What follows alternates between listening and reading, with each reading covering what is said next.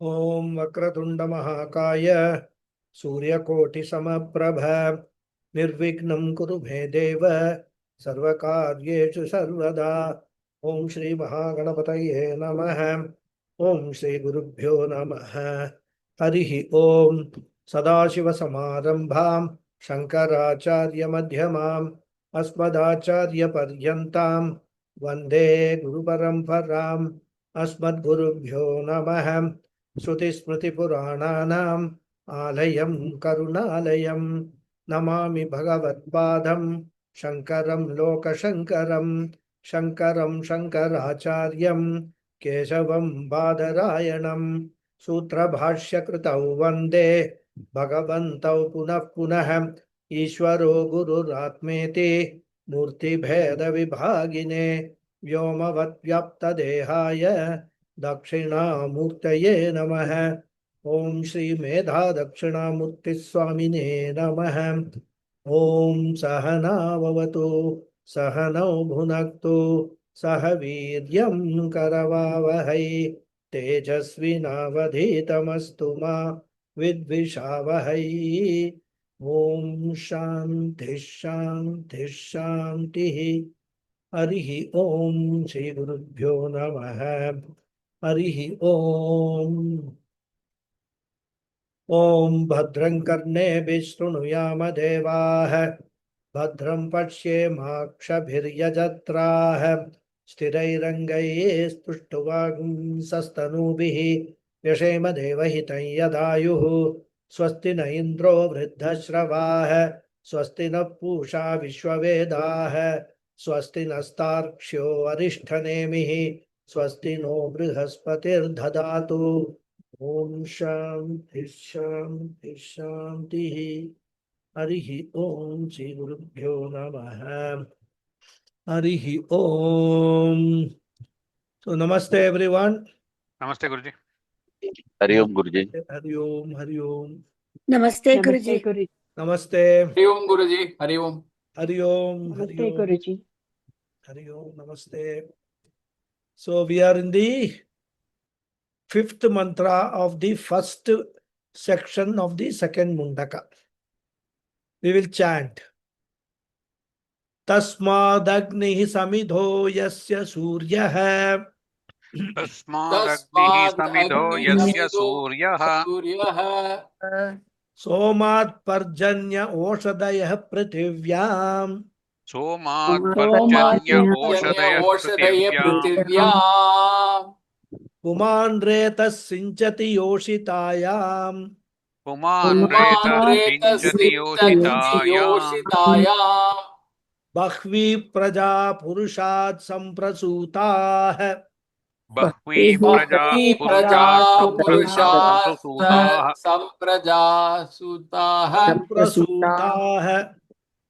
Samprasutah.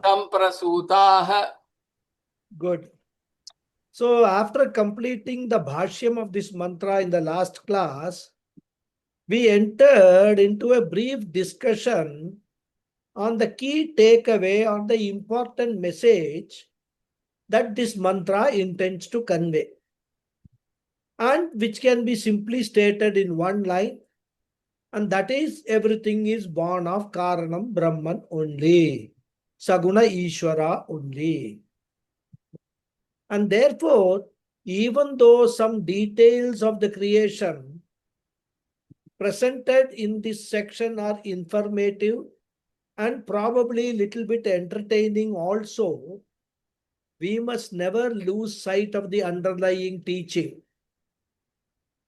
And comprehensively understanding that everything in the universe is born of Ishvara only is a very important starting point in the journey towards the destination Aham Brahmasmi, gaining the knowledge of which and abiding in that knowledge alone is the guarantee for liberation, moksha.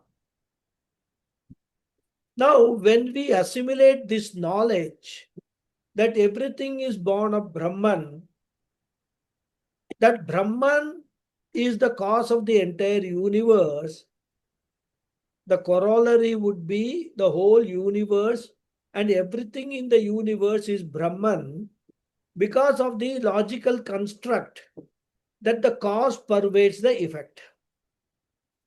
There is no effect separate from the cause. That means the effect has a dependence on the cause for its existence. And that means what? The effect has no existence of its own.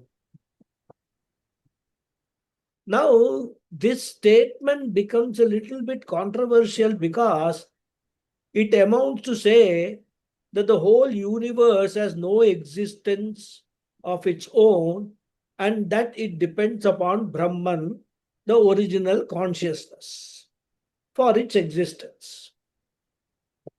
And this is where the views of other philosophies differ from Advaita Vedanta.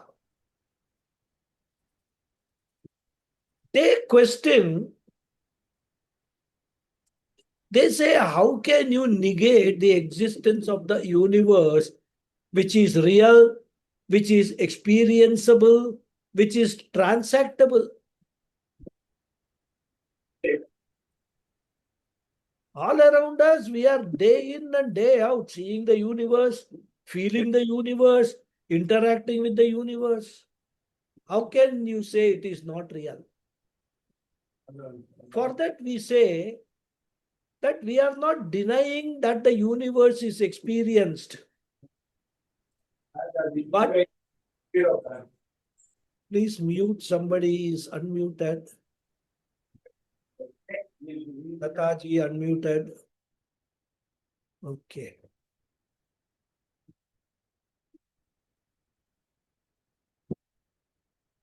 So we say we do not deny that the universe is experienced and transactable, etc.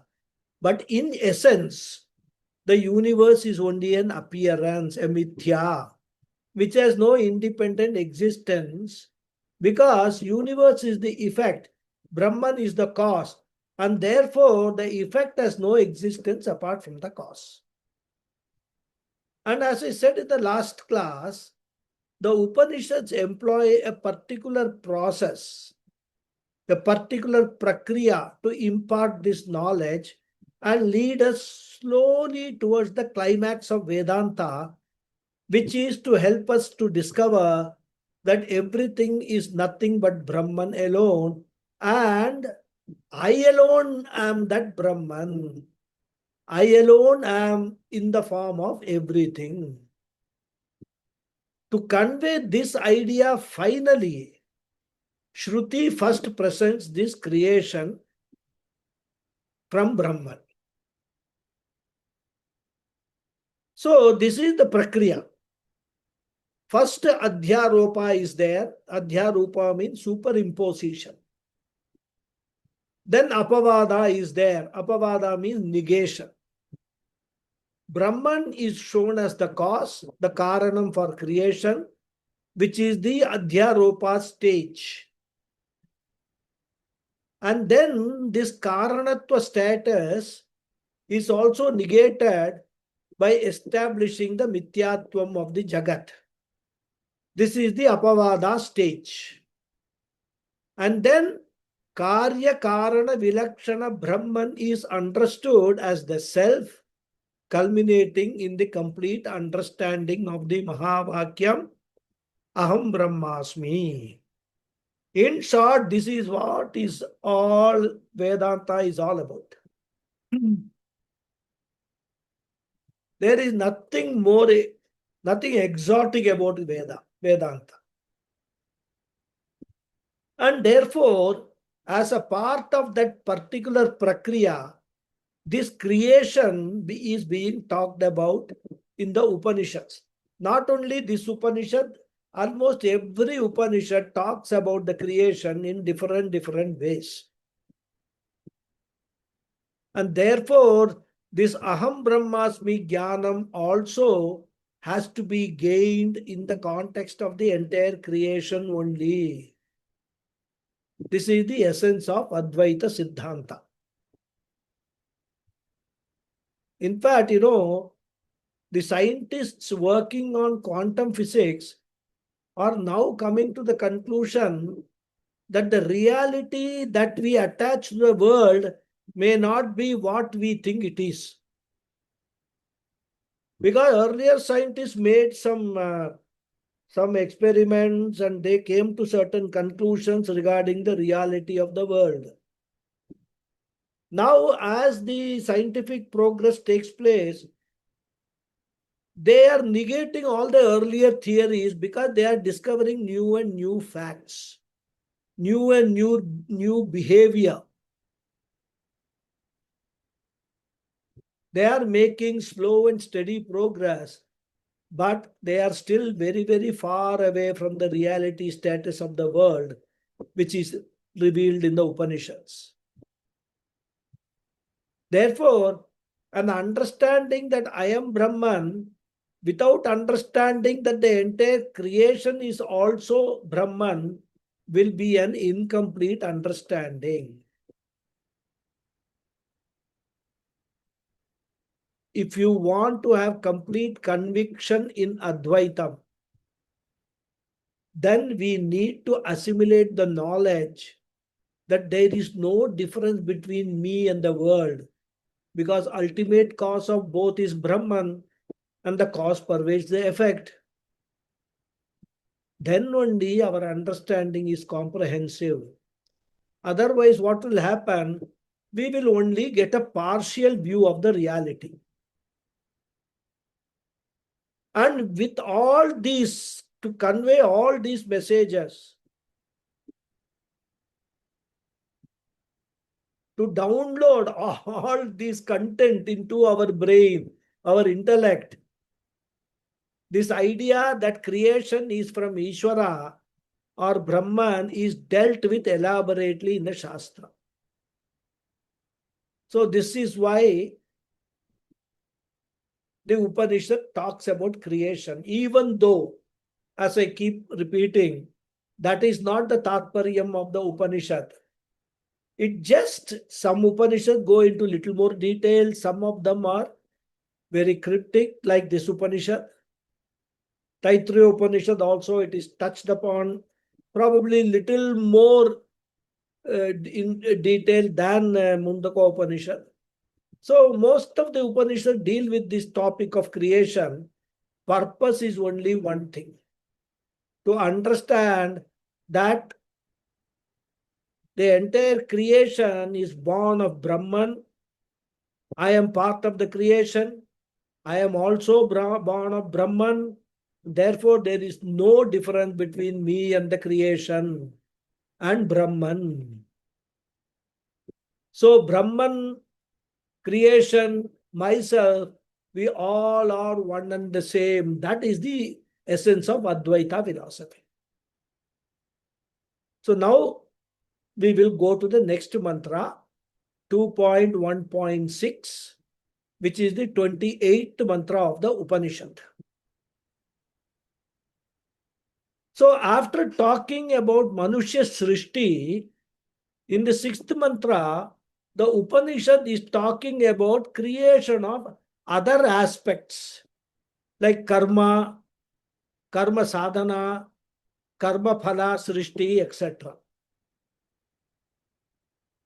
And Bhashyakara again gives a very brief introduction to that mantra. He says, and we will read, Kincha, Kincha, Kincha, all of you. Kincha Karma sadhanani, karma Karma sadhanani, sadhanani phalani cha, phalani phalani cha, cha tasmadeva, tasmadeva, ityaha, ityaha, katham, katam question mark after khatam. Okay. Kincha, moreover. So by starting with Kincha, Bhashyakara is indicating that the subject matter of the previous mantra, that is, all beings are born of Karanam Brahma, continues.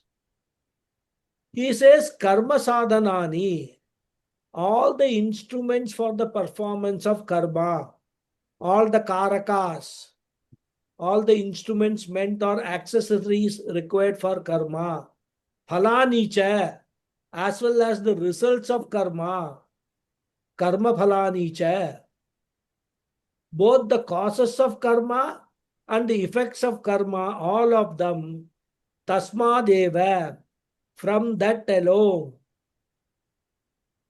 we have to supply the verb jayante or born. Bhashyakara many times he just ignores the verb. He knows that we all understand what he wants to say.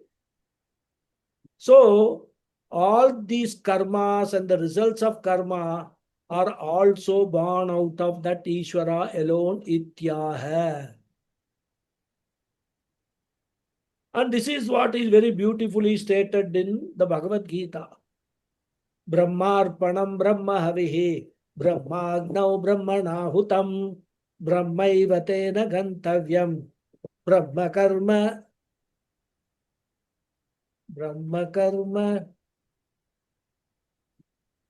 Samadhina. Sorry? Brahma karma samadhina. Samadhina.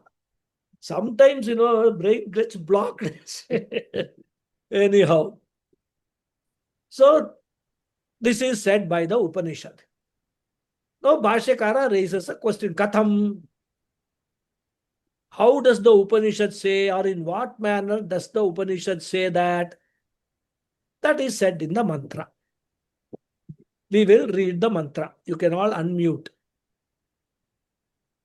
Tasmat richaha Tasmadruchaha samayaju gumshi Samayajogumsi diksha yajñascha Dikshayajnasya sarve kratavaha Sarve Kratavaha dakshinascha Dakshinasya samvatsarascha Samvatsarasya yajamanascha Yajamanasya lokaha Lokaha somo yatra pavate Somo Yatra Pavate yatra suryaha. Yatra Suryaha So the padacheda is tasmat richaha sama yaju gumshi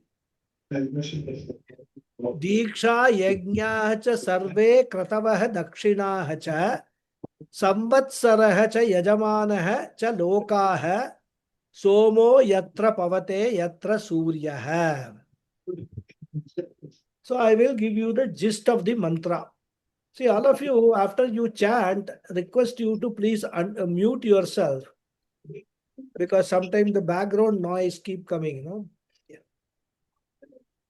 So the gist of the mantra is that all the accessories required for karma, especially the Vaidika karmas, in the form of the three Vedas, are born out of Ishvara.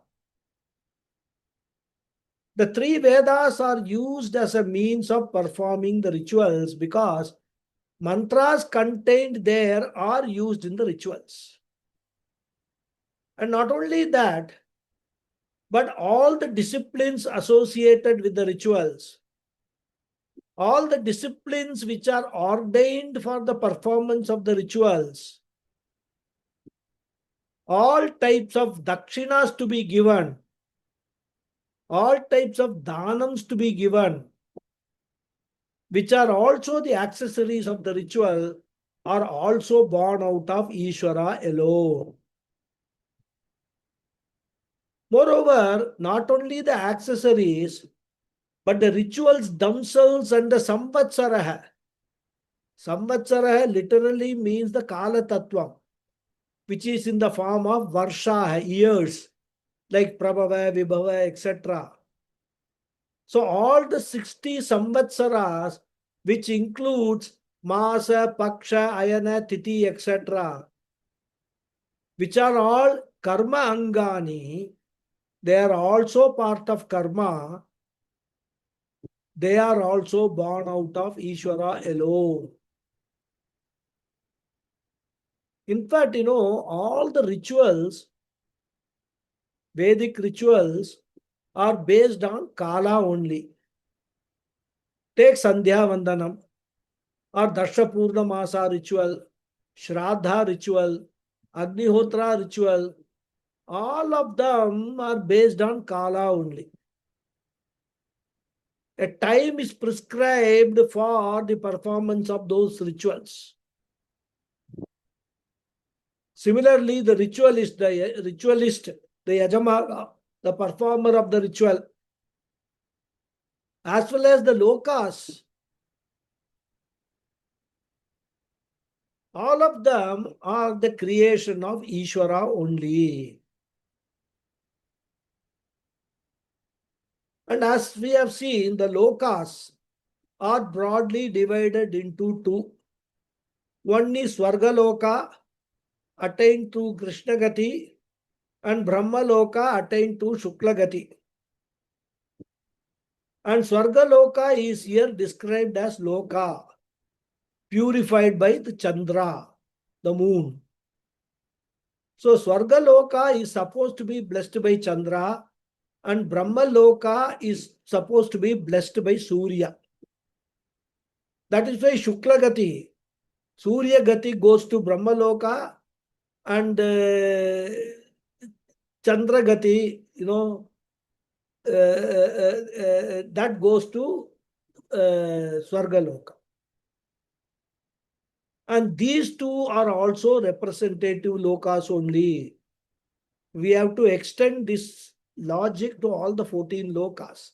7 up and 7 down. This is the essence of the mantra. So one more aspect of the creation is dealt with, presented, so that we don't have any doubt. Okay, I understand everything is there, but then everything is born of Brahman. But what about this? What about that and all? Still questions will remain, but to the best extent, Upanishad tries to answer those questions through these mantras. Now we will see the word meanings of the mantra before getting into the bhashyam. Tasmad. Tasmad means from that. From what? We have to connect Purushat from the previous mantra.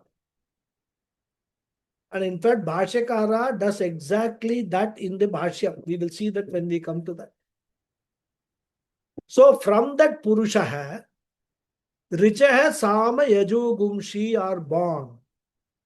Richaha means Rigveda, Rig mantras. Or we can say Rigveda is born. Sama refers to Samaveda. And Yajugumshi means Yajurveda mantras. So these three mantras belonging to Rig, Sama, Yajurvedas are born of this Purusha. Bhashyakara later will explain on what basis they are different from one another. Then what else is born? The mantra says Diksha. Literally, we translate Diksha as initiation, ceremonial vows, etc. So ceremonial vows are called Diksha. And this is symbolized by wearing a pavitram made of darbha grass. So Diksha stands for ceremonial disciplines, which is also part of the ritual. So before performing any ritual, a person has to take Diksha. If the priest is there, he will give you a pavitram with little bit, this rice, akshadai, and they will chant some mantras. He will ask you to put the pavitram in your ring finger and then ask you to put the akshadai on your head and also on your spouse's head. that particular process, through that process, the Yajamana gets the Diksha for performing this particular ritual. So we must understand, why we do so many things, when we are performing a puja, etc. Why do we do so many things? Now one may ask, what if there is no priest? Even then, you have to have a pavitram, wear it, take a little akshade, put it on your head and put it on your spouse's head. So this is taking Diksha as though there is a Yajamana, as though there is a priest. So Diksha, for all important rituals, Diksha is a must. This is the process. So in the context of karma, it refers to the vow taken by a person to do a particular ritual following certain disciplines. It is like taking an oath. For example, brahmacharyam, mantra diksha, etc. Then whatever promise he makes, he has to fulfill. Originally, the word diksha denoted particular rules and regulations. But later, this word is now more popular in agamas as mantra dikshas. In fact, there is a definition for the word diksha. Diyate jnanam atyantam chinuyat papa santatim. So that which gives jnanam, necessary knowledge, and chinuyat papa santatim means that cha represents chaya, that which removes the papam is called diksha. This is the traditional definition of diksha, mantra diksha, etc. But here the word diksha is not used in the sense of mantra diksha. It is in the context of karma. As I told you, followed by sankalpa, wearing of pavitram, followed by sankalpa, etc. The ceremonial vow which has to be fulfilled. That is diksha. The next one is yajnaha. Yajnaha sarve. All the rituals. All the rituals themselves are born of Ishvara. And we can extend this to all the accessories to the rituals also. They are also born of Ishvara. So the knowledge of the rules and regulations to be followed in the rituals are also born of Ishvara. Then kratavaha. The word kratavaha also means rituals. So now a question will come. Why the Upanishad is using two words with the same meaning? Yajnaha sarve and kratavaha both means rituals only. Bhashyakara makes the distinction in the Bhashya. In fact, these particular expressions, Yajnaha and Kratavaha occurs in Bhagavad Gita also, where Krishna says in the 9th chapter, Aham Kraturaham Yajnaha. Aham Kratuhu Aham Yajnaha. Gita students will remember these two. And the difference between the two was explained based on the Bhashya. Now we will see here when we come to the Bhashya.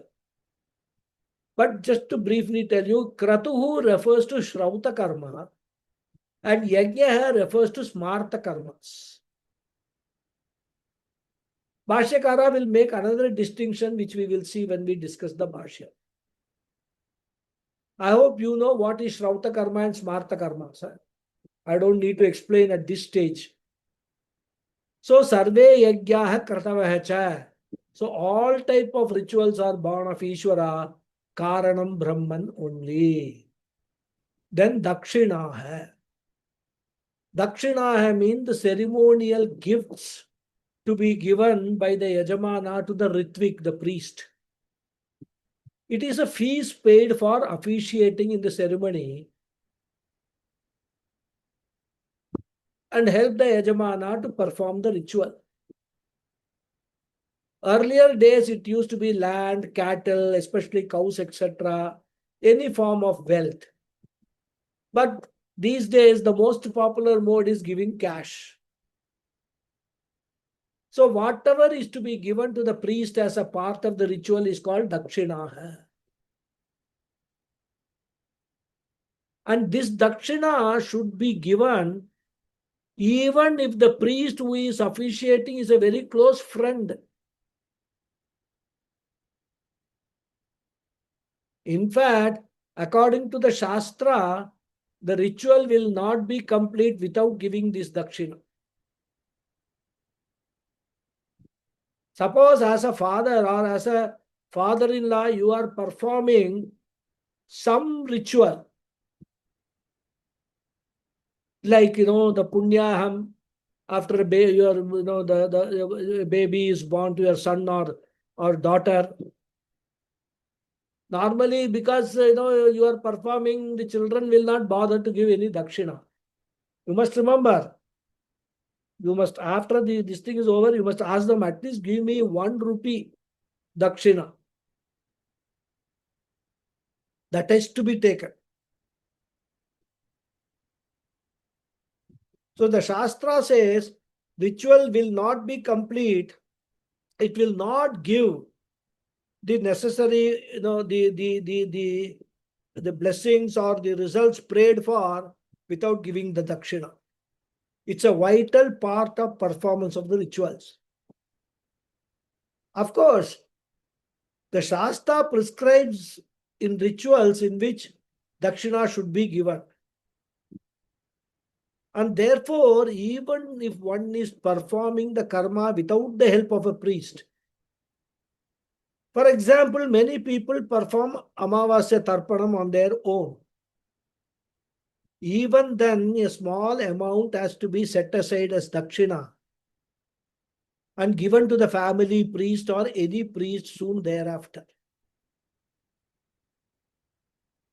All these points, when we are in the Grihastha we are obliged to perform all these rituals. We must note all these points. And these dakshinas are also born of Ishvara only. Next one is Samvatsaraha. Samvatsaraha literally means a year. So we have got in our calendar, in our Vedic calendar, 60 Samvatsaras. Now, do you all know which Samvatsara is going on? Manvantara. No. Samvatsara. Manvantara is not Samvatsara. Parabhava. Here, Parabhava. Parabhavanama. Parabhavanama Samvatsara is going on right now.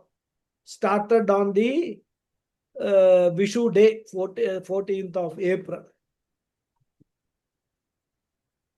Prabhava is the first year of the 60-year cycle, which is based on the movement of Jupiter.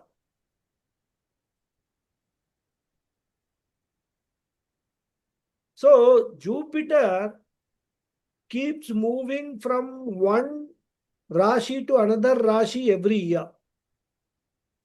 That is what we celebrate as Guru Perchi. And when it completes 60 cycles, it comes back to the starting point.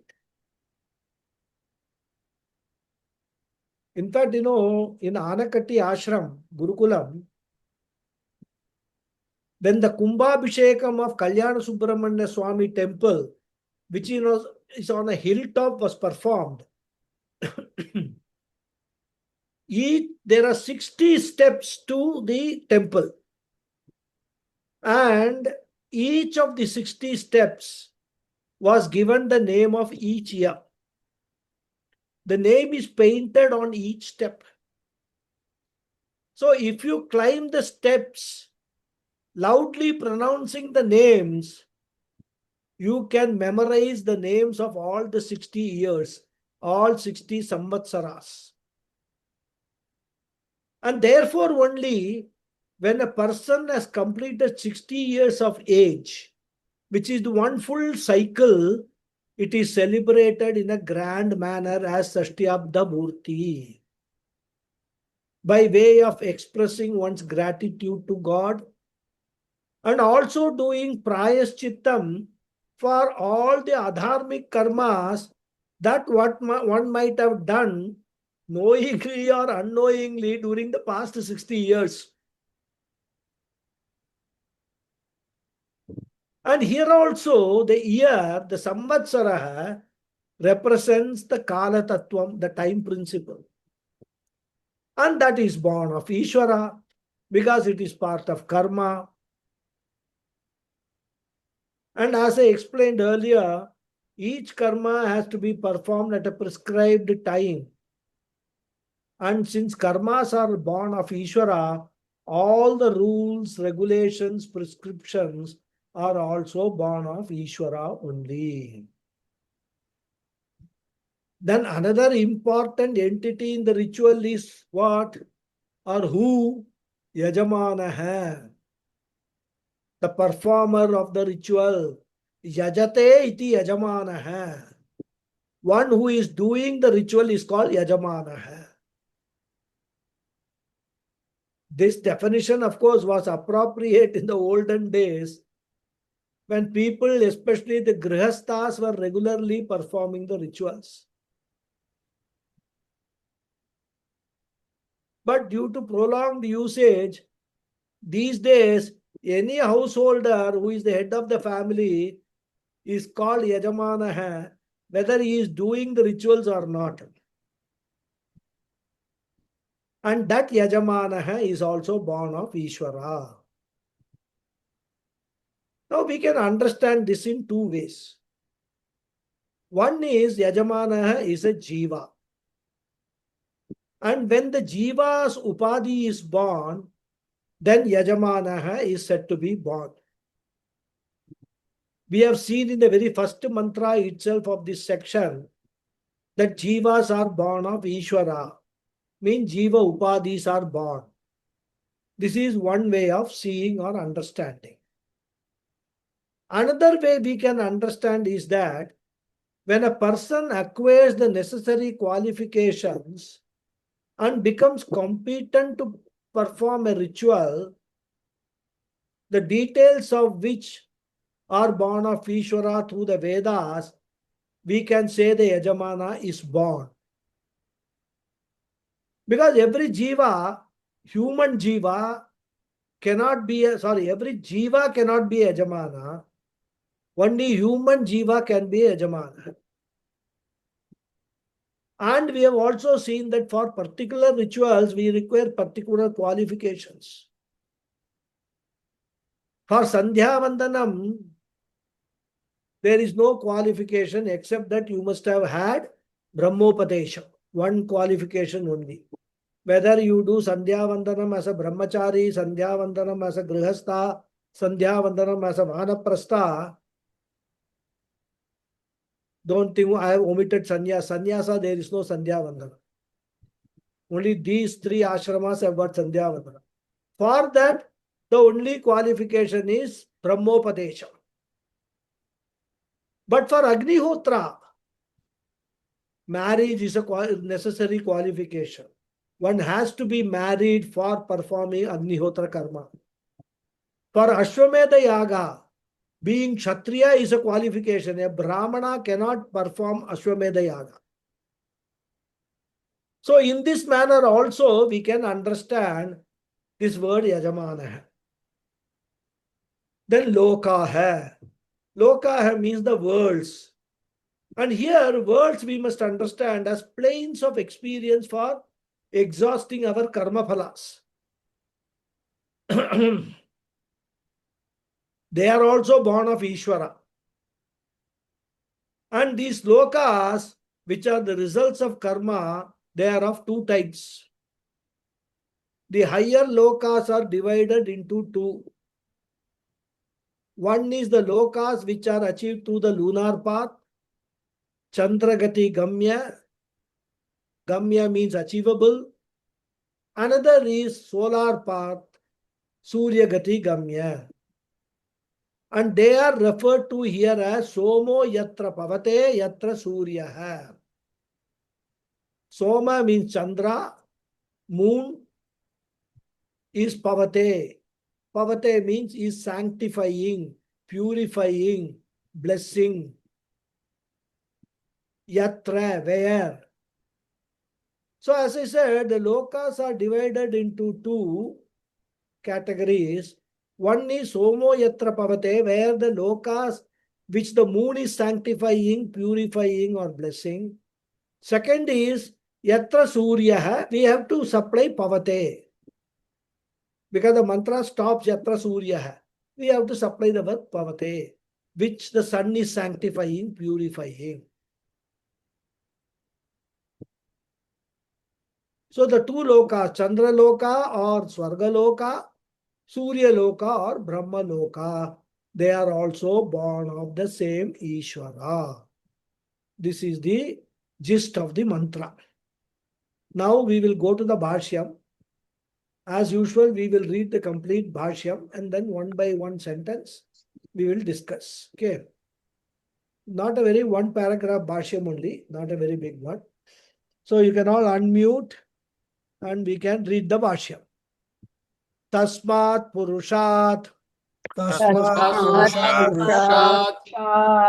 Richaha Richaha Niyataksharaha Niyataksharah Padavasanaha Padavasanaha Gayatriadi Gayatriyadi Chando Visishtaha Chando Visishtaha Mantraha Mantraha Sama Sama Panchabhaktikam Cha Panchabhaktikam Cha Saptabhaktikam Cha Saptabhaktikam Cha Stobadhi Tobadi Gita Visishtam Visishtam Yajogumshi Yajogumsi Anyatakshara Anyatakshara Padavasanani Padavasanani Vakyarupani Vakyarupani Evam Trividaha Mantraha Evam Trividaha Mantraha Dikshaha Dikshaha Maunjyadi Lakshanaha Maunyadilakshanaha Kartru Niyama Visheshaha Visheshaha Yajñascha Sarve Yajñascha sarve Agnihotradayah Agnihotradayaha Kratavah Sayupaha Savahasayupaha Dakshinascha Dakshinascha Ekagavadi Ekavadi Aparimita Aparimita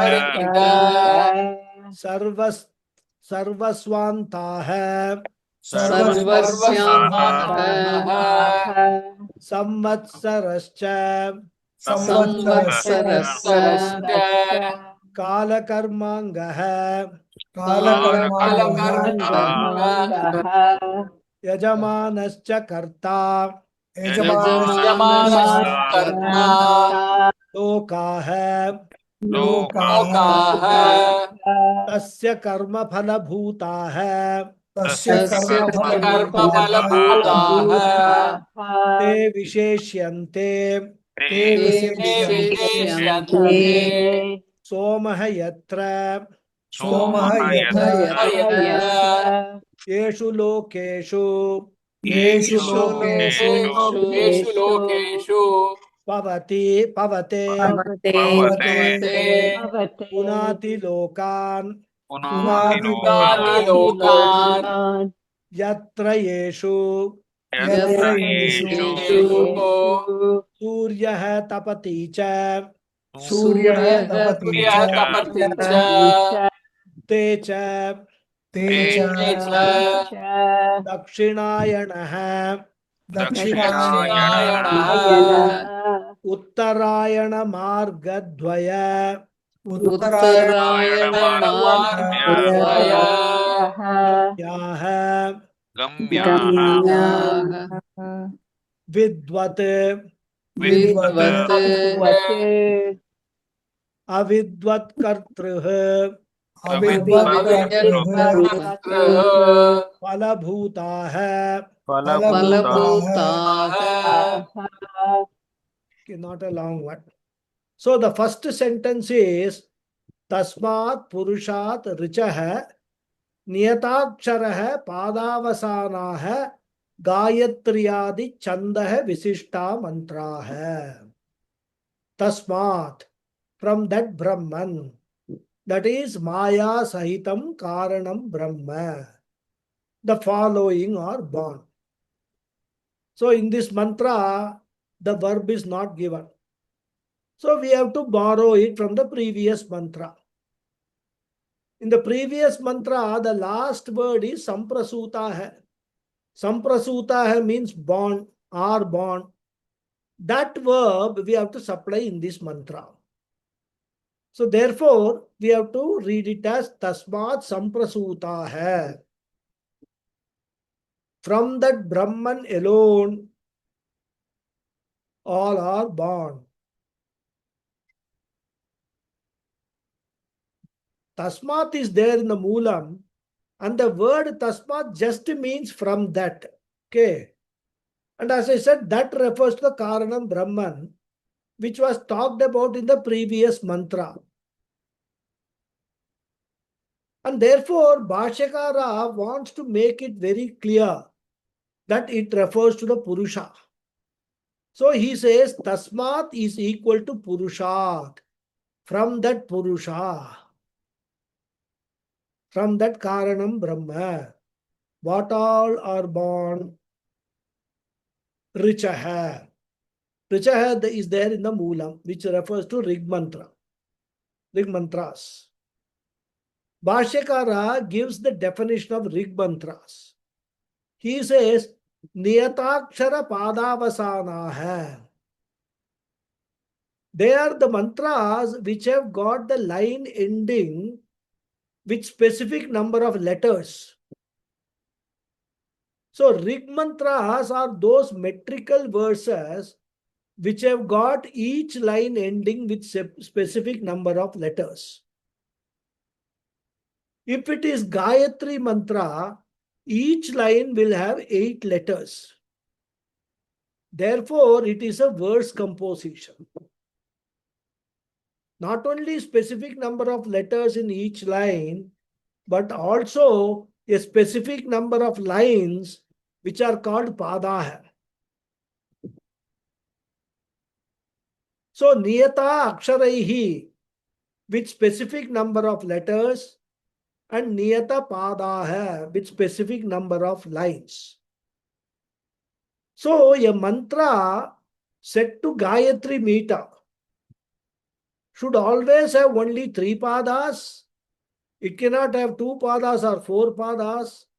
Gayatri meter must always have 3 padas. And in each pada, there should be not more than, not less than 8 letters. Now, you may wonder, how come in the popular Gayatri mantra, there are 4 padas? Om Bhur Bhu Aswaha, 1. Tat Savitur Varenyam, 2. Bhargo Devasya Dhimahi, 3. Diyo Yonah Prachodayat, 4. So there are 4 lines. So question will come naturally. We have to understand that the first line, Om Bhurbu Assuvaha, is not part of Gayatri.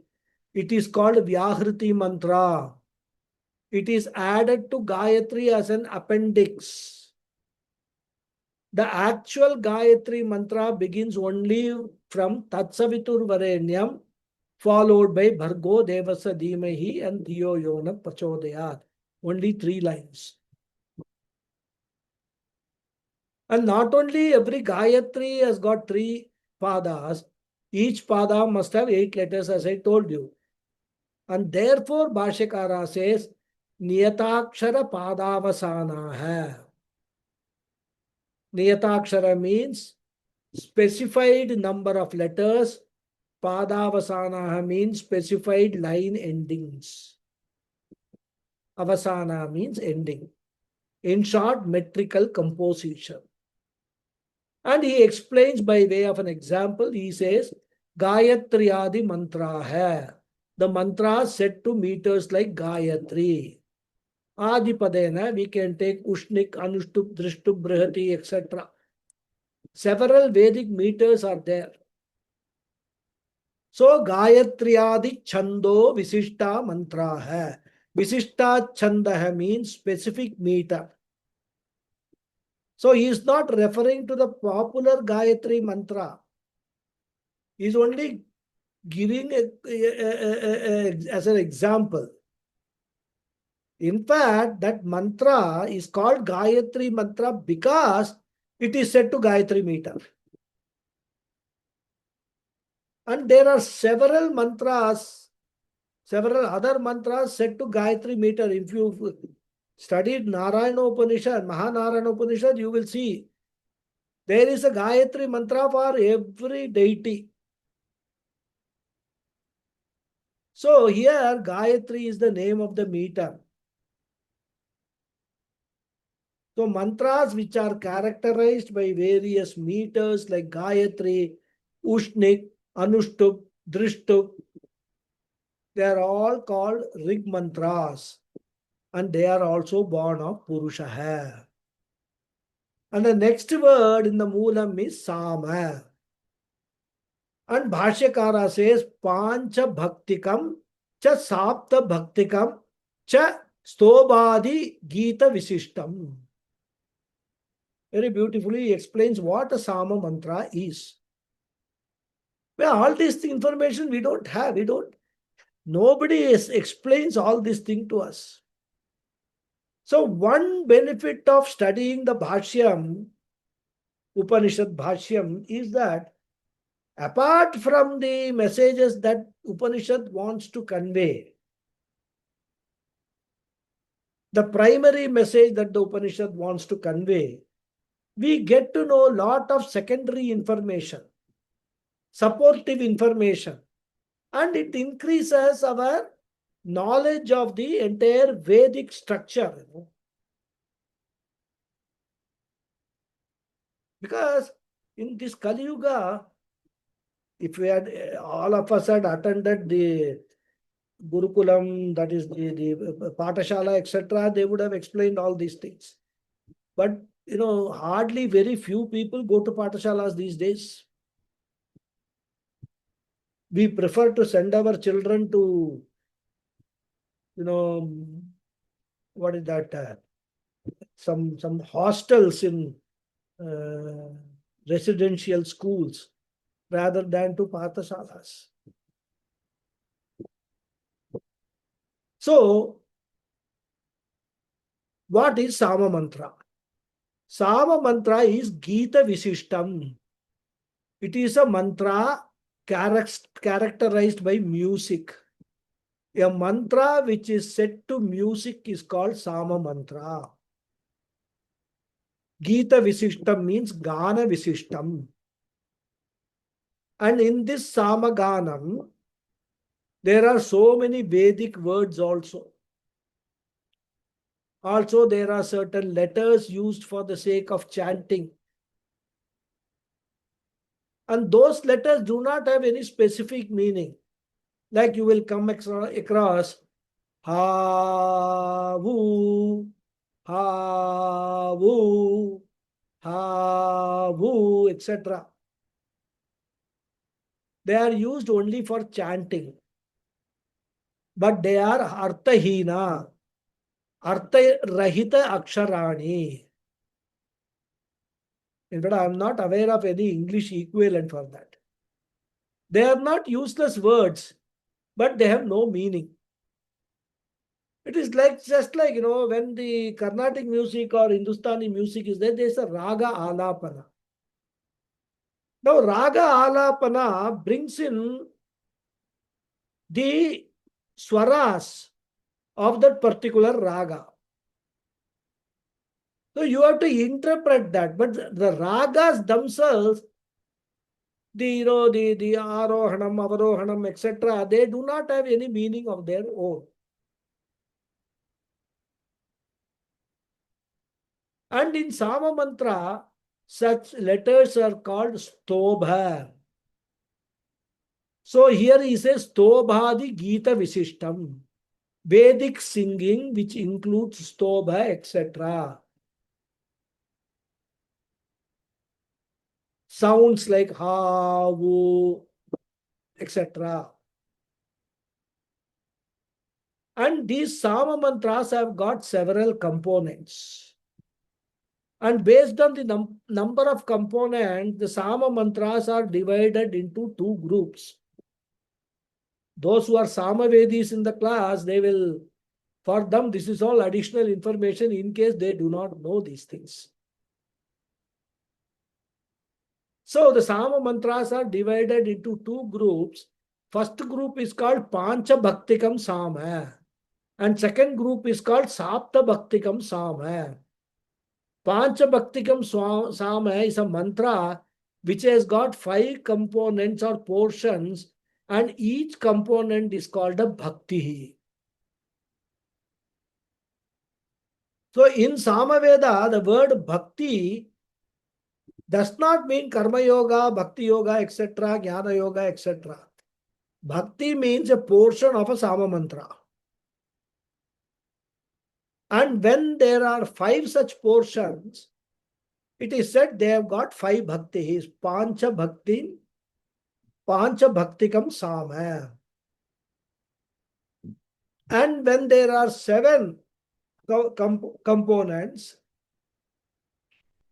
it has got 7 bhaktis, and the mantra is called Sapta Bhaktikam. In fact, I don't know because the version of the Bhashyam which I had circulated does not have that. But there is a Gita Press Gorakhpur version of the Bhashyam. If somebody is following that, they may note.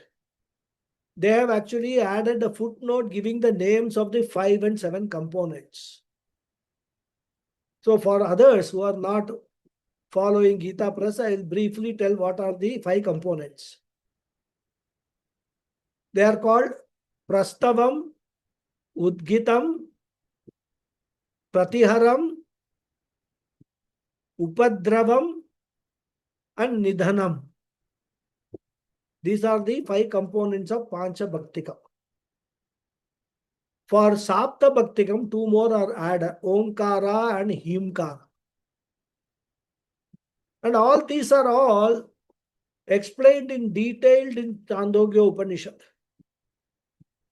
We will not go into the details here because then that will go into few classes. So Bhashyakara says Sama Pancha Bhaktikam cha Sapta Bhaktikam cha Stobadi Gita Visishtam. And we should understand, we should add, all of them are also born of Ishvara. Next word in the Moolam is Yajushi, Yajugumshi, Yajumshi. So Yajugumshi is Rigveda conversion of Yajumshi. Ordinary Sanskrit, the word is Yajumshi. But when we chant, we say Yajugumshi because of the meter requirement. So Yajumshi is Yajur mantra. What is the uniqueness of the Yajur mantra? It does not have specific number of lines or words in each line. Unlike Rig mantra, Yajur mantras can have different varied number of lines. And not only that, the number of lines can also vary. In each line, the number of letters also need not be uniform. There can be one sentence which is short, another one which is long. So in short, Yajur mantra is a composition in prose form. More we will see in the next class. Okay. Om Purnamadav Purnamidam Purnat Purnamudachyate Purnasya Purnamadhaya Purnameva Vasishyate. Om Shanti Shanti Shanti. Harihi Om Shri Gurubhyo Namaha. Harihi Om. Dhanyavad everyone. Thank you very much. ధన్యవాదాలు Guruji. Namaskaram. ధన్యవాదాలు Guruji. Guruji. Thank you Namaskaram. Namaskaram. నమస్కారం. Thank you, Sorry, Guruji. I was late. Sorry. I joined a little later. I'm sorry. Okay. Usually you log in almost 10 minutes before the time. But Yes, today I couldn't see you, so I thought that maybe you will join later or you must be held up somewhere. I was in the office by the time I could leave. Okay. No problem. Okay. Yes, Arun Kumarji. Namaste, Guruji. Namaste. Just an observation with respect to what we learned today, that Samvatsaras being 60, based on the Jupiter's number of cycles of Jupiter to come to its full position. In science, Jupiter is positioned in a unique place in the solar system, wherein it actually protects the Earth and other planets by attracting large items, all the comets. The very big, because of its size, it will attract them and then they'll get dissolved in it. So it is kind of a protector because of its location. Maybe that is why they thought it fit that Brahaspati, Jupiter should be the point for which instead of any other planet. I just wanted to share. Yeah. See the beauty of the creation, so perfectly, they're perfect. Jupiter is put there to protect the Earth, right? And also the other planets also, because Jupiter's this gravitational pull is very, very high because of its mass. So anything coming towards these planets, Jupiter will absorb. Yeah. Thank you for that additional information. Thank you. Yes, Sulekha ji.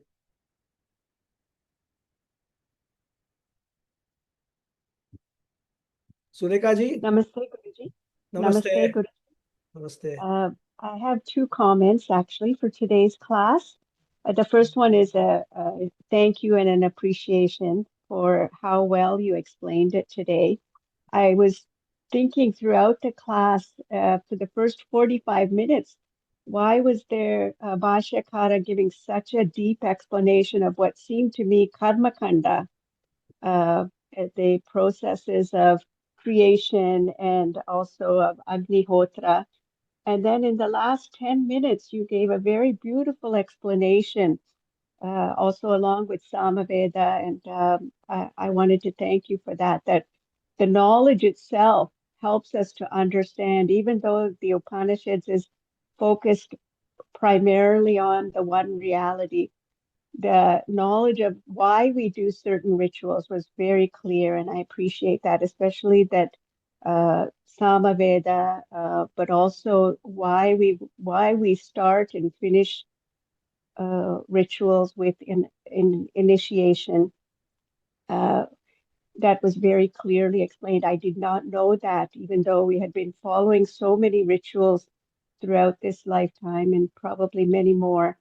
The explanations actually help to clarify and get us more to understanding that everything is the one reality. So mainly it's not a question, it's more of a comment.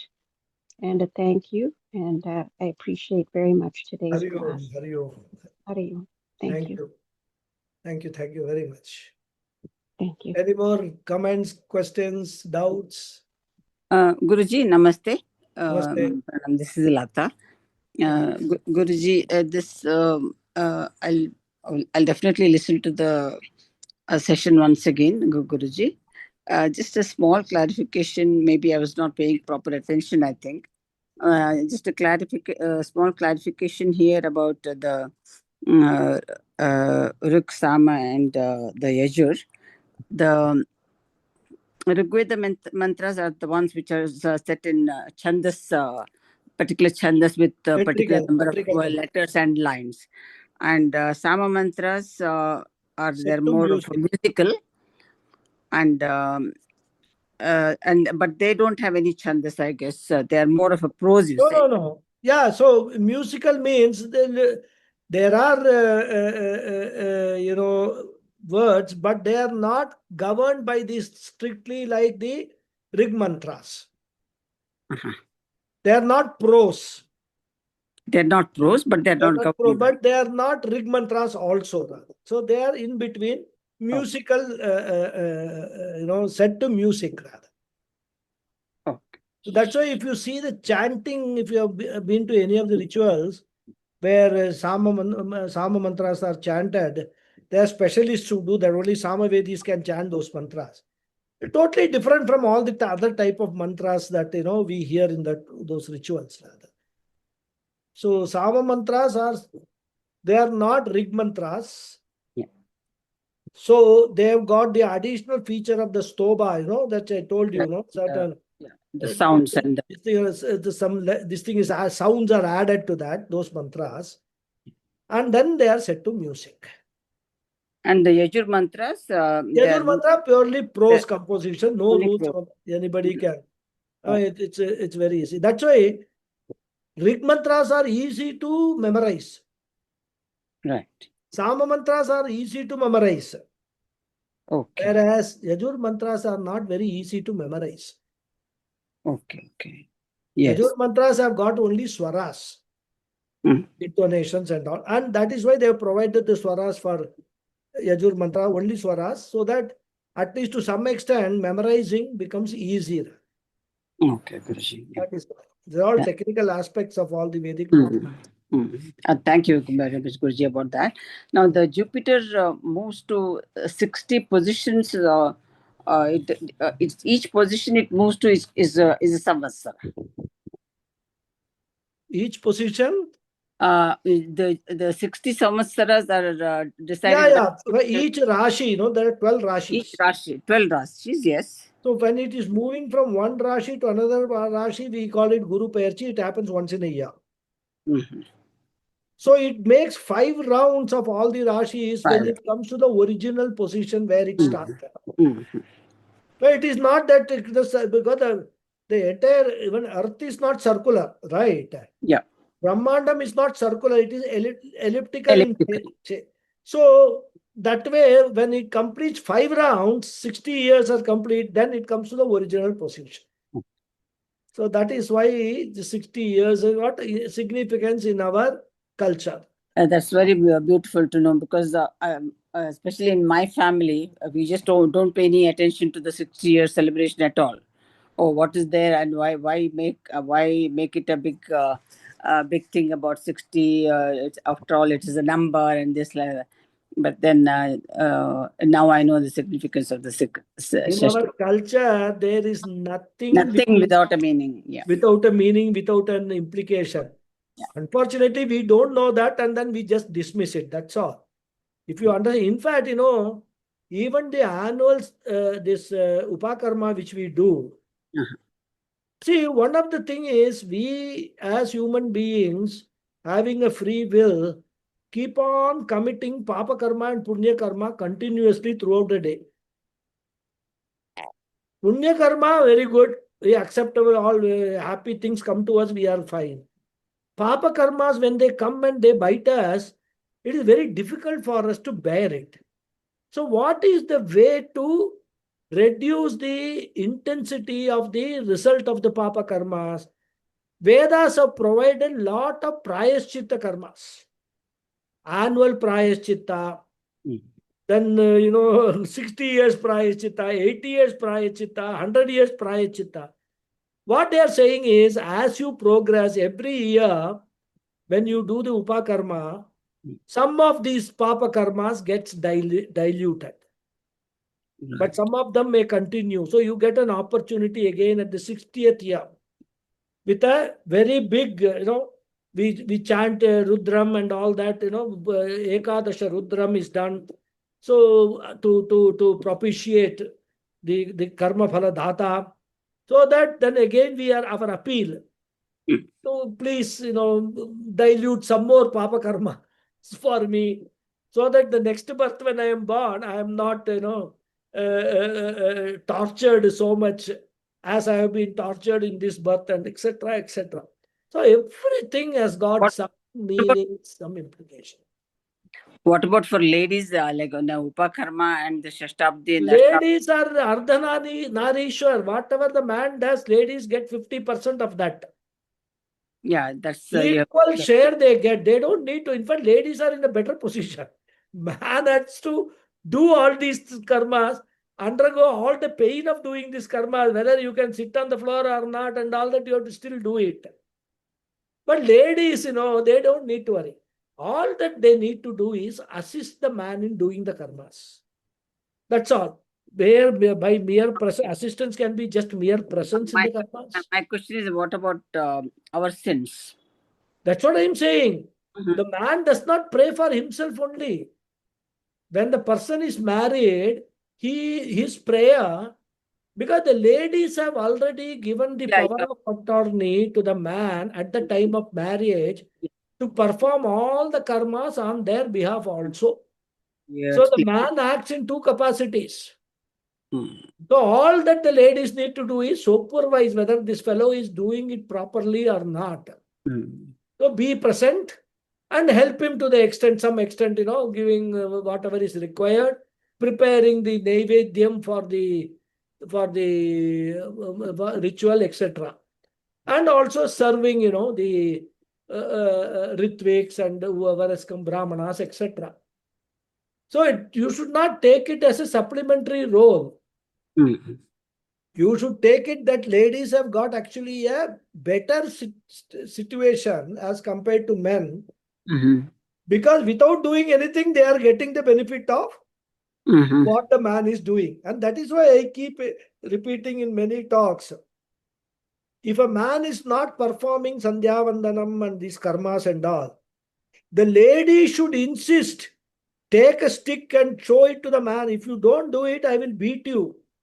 They should do that, because if the man doesn't do it, the ladies are the ones who are losing the benefit of that karma.